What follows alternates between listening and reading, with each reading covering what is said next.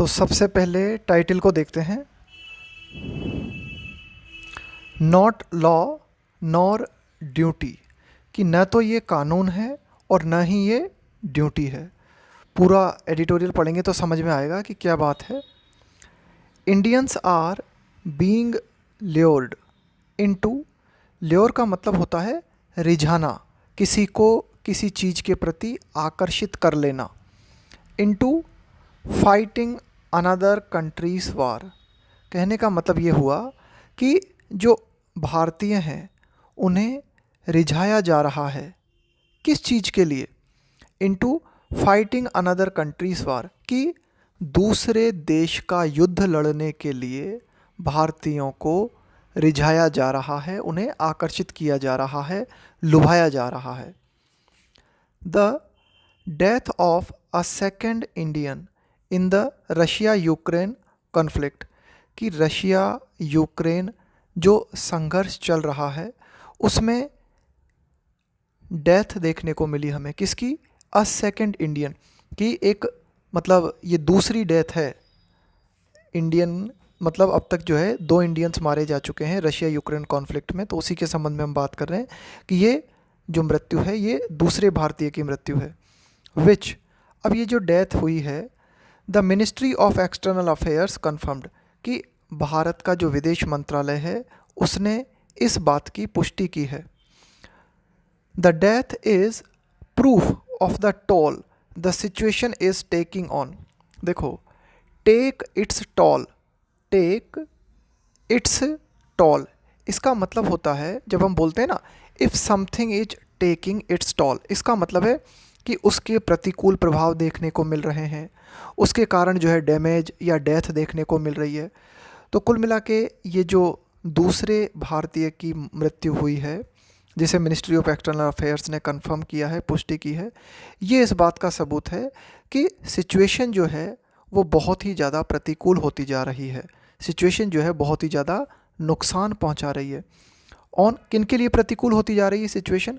On Indians, उन भारतीयों के लिए हु हैव बीन ल्योर्ड, जिनको कि रिझाया गया है, लुभा लिया गया है, into working with the Russian military, यानी कि वे भारतीय जिन्हें रशियन सेना के साथ काम करने के लिए लुभा लिया गया है, उनके लिए सिचुएशन जो है बहुत ज़्यादा ख़राब होती जा रही है। The story of dozens of Indians stuck, का मतलब है फंसे होना, at the front lines of the war, कि ये कहानी कि दर्जनों भारतीय जो हैं वो युद्ध में फंसे हुए हैं।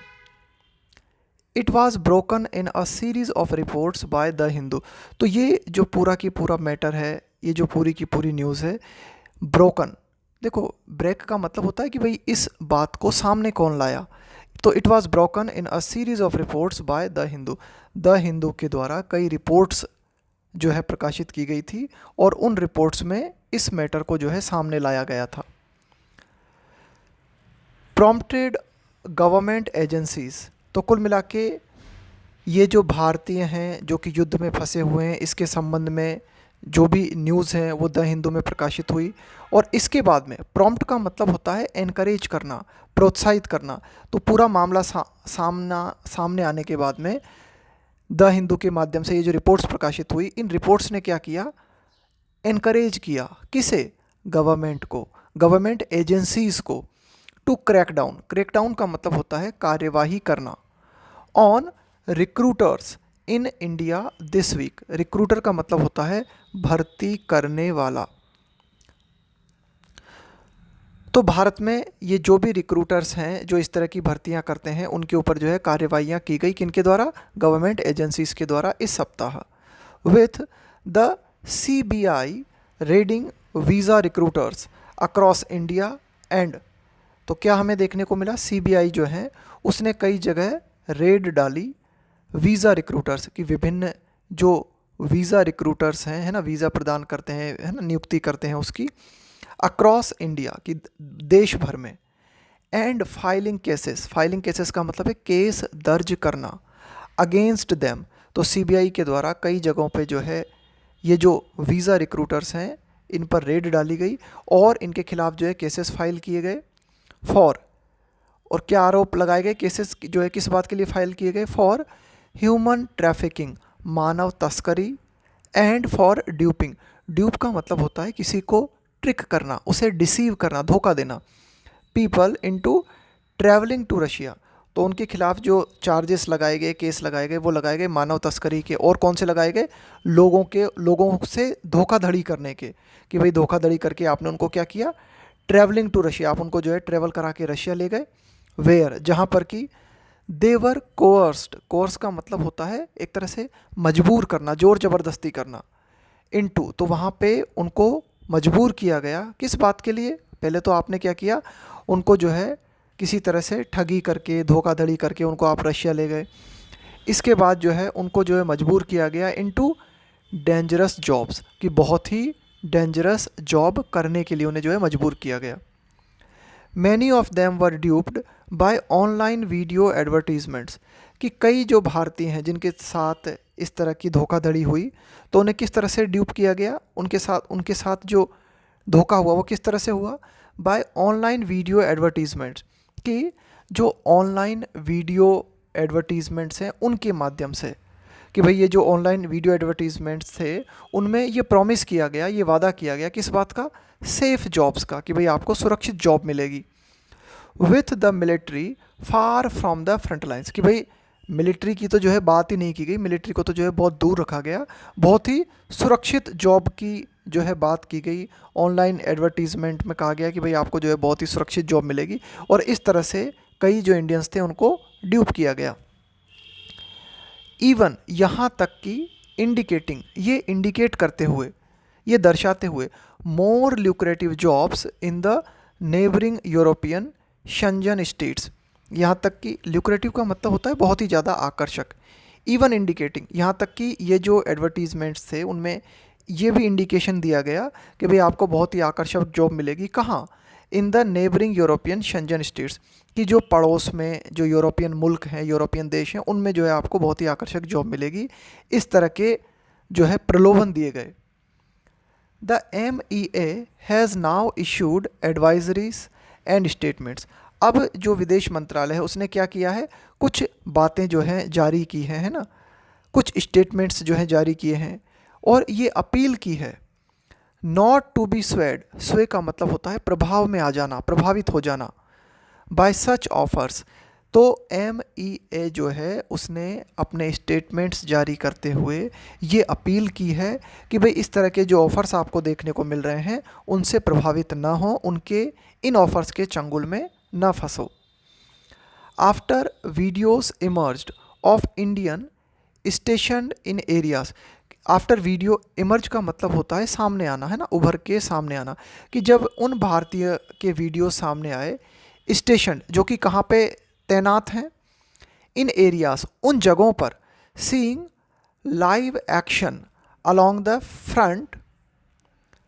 Front between Russia and Ukraine in recently occupied territories, recently अभी हाल ही में, ऑक्यूपाइड टेरिटरीज, ऑक्यूपाई का मतलब है आपने उस क्षेत्र को अपने कब्जे में ले लिया, टेरिटरीज का मतलब हो गया क्षेत्र, कि भाई जब अभी हाल ही में कुछ वीडियोस देखने को मिले जिनमें हम इंडियन देखने को मिले, कहाँ पे देखने को मिले इंडियन, कि ये जो मतलब बिल्कुल ये जो युद्ध चल रहा है ना उस क्षेत्र में जो है उनको देखने को मिले, तब the government and India's embassy in Moscow, तब जाके जो भारत सरकार है और भारत का जो दूतावास है मॉस्को में, ऑल्सो सेड, तो उनके द्वारा, सरकार के द्वारा ये कहा गया, they are working with the Russian army, कि हम रशियन आर्मी के साथ बातचीत कर रहे हैं, काम कर रहे हैं, फॉर अर्ली डिस्चार्ज, डिस्चार्ज का मतलब होता है छोड़ देना, रिहा कर देना, to bring the Indians home, कि जो इंडियंस हैं उन्हें वापस इंडिया लाया जा सके, इसके लिए हम रशियन आर्मी के साथ जो है बातचीत कर रहे हैं, काम कर रहे हैं, ऐसा सरकार ने और जो भारतीय दूतावास है मॉस्को में उन्होंने ऐसा कहा।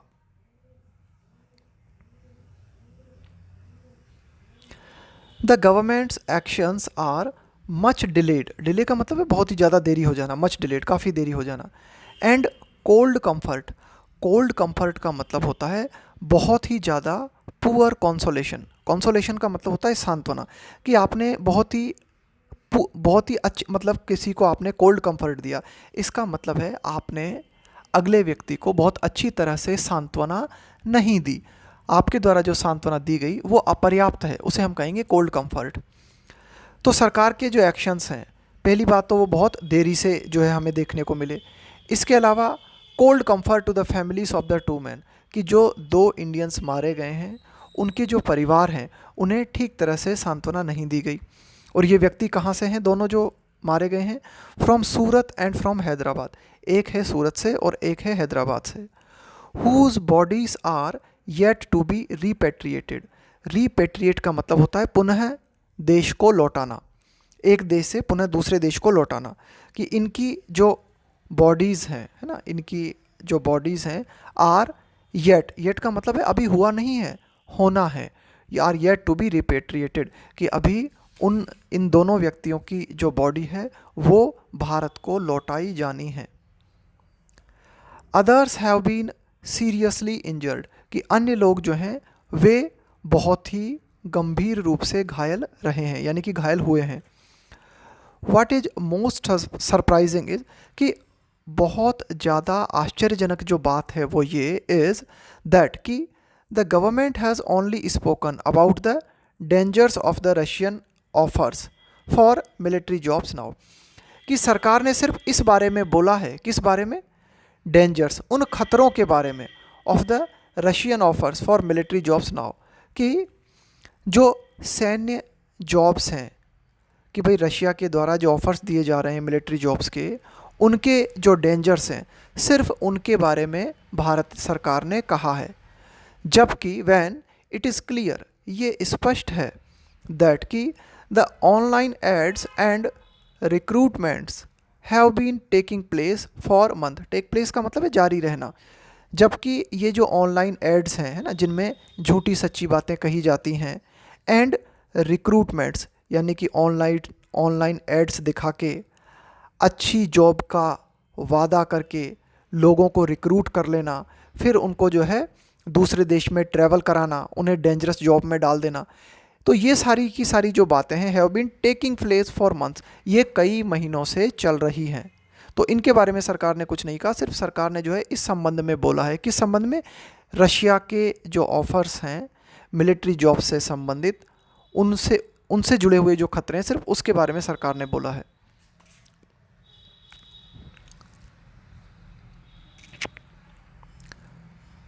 The government seems to have been made aware of the problem, कि ऐसा प्रतीत होता है, टू हैव बीन मेड, कि भाई सरकार को जो है अवेयर का मतलब है जागरूक कर देना, जानकारी में ला देना, ऑफ द प्रॉब्लम्स, कि ये जो पूरी की पूरी प्रॉब्लम है, इस पूरी प्रॉब्लम की जानकारी जो है सरकार को दे दी गई थी, यानी कि सरकार को इस प्रॉब्लम से अवेयर करवा दिया गया था। कब? Only after a member of parliament from Hyderabad, कि जो एक सांसद हैं हैदराबाद से, उन्होंने ये जो है मिनिस्ट्री ऑफ एक्सटर्नल अफेयर्स है इन जनवरी, कि जो विदेश मंत्रालय है, इस विदेश मंत्रालय को जनवरी में हैदराबाद से जो एक एमपी हैं उन्होंने इस प्रॉब्लम के बारे में बताया। तो ऐसा प्रतीत होता है, the government seems to have been made aware of the problem only after, कि भाई इस पूरे मुद्दे को हैदराबाद के एक सांसद के द्वारा जब जनवरी में सामने लाया गया, तभी सरकार को इस प्रॉब्लम के बारे में अवगत कराया गया, ऐसा लगता है। तो ये जो मेंबर ऑफ पार्लियामेंट है हैदराबाद से, उन्होंने ये पूछा था, ये कहा था, आस्किंग फॉर असिस्टेंस, इन्होंने सहयोग मांगा था, किस बात के लिए? In bringing some of his constituents back. Constituents का मतलब हो गया कि जो आपके क्षेत्र के लोग हैं, है ना, आपकी जो विधानसभा है या आपका जो संसदीय क्षेत्र है। तो ये जो मेंबर ऑफ पार्लियामेंट है हैदराबाद से, इन्होंने क्या कहा था कि भाई हमारे संसदीय क्षेत्र के जो लोग हैं इनको वापस लाने के लिए सहयोग जो है इन्होंने मांगा था, और तभी जो है सरकार अवेयर हुई इस प्रॉब्लम के बारे में, ऐसा लगता है। सिंस देन, तब से ऑफिशियल्स हैव गिवन वैग अकाउंट्स। वैग का मतलब होता है अनक्लियर, अस्पष्ट, कि तब से जो भी अधिकारी हैं उन्होंने अस्पष्ट बातें कही हैं। किस बात को लेकर? Of the numbers of those who may have already travelled to danger zones, कि भाई जब बात की गई कि भाई उनका पूरा की पूरा अकाउंट्स का मतलब पूरा लेखा जोखा बताओ, पूरा हिसाब किताब बताओ। Of the numbers of those यानी कि उन लोगों की संख्या बताओ, और सरकार ने कितनी बताई? लगभग 20 बताई। Who may have already travelled to danger zone, कि ऐसे भारतीय जो जिनकी संभावना है कि वे डेंजर जोन में ट्रेवल कर गए हों। जब इसकी संख्या पूछी गई तो अस्पष्ट जानकारी दी गई और उनकी संख्या कितनी बताई गई? 20। नाउ अब after the CBI raids, CBI के द्वारा जब रेड डाली गई विभिन्न जगहों पर, तो सीबीआई का क्या कहना है? They have identified at least 35 man, कि लगभग 35 लोग हैं जिनको इस तरह से डेंजर जोन में जो है ट्रेवल करवाया गया। Accounts from those in Russia put the numbers, और अगर हम बात करें रशिया से जो जानकारी मिली है ना, रशिया से जो जानकारी मिली है, तो रशिया के आंकड़े क्या कहते हैं? एट वेल ओवर 400, कि रशिया से जुड़े आंकड़ों के अनुसार जो भारतीय हैं उनकी संख्या कितनी है? 100 से भी ज़्यादा है। The government needs to explain why it has not been able to make the case, कि सरकार को ज़रूरत है कि सरकार इस बात को एक्सप्लेन करे कि क्यों it has not been able to make the case, कि सरकार इस बात को मजबूती से क्यों नहीं रख सकी। मेक द केस का मतलब होता है अपनी बात को स्पष्ट तरीके से कहना, मजबूती से रखना।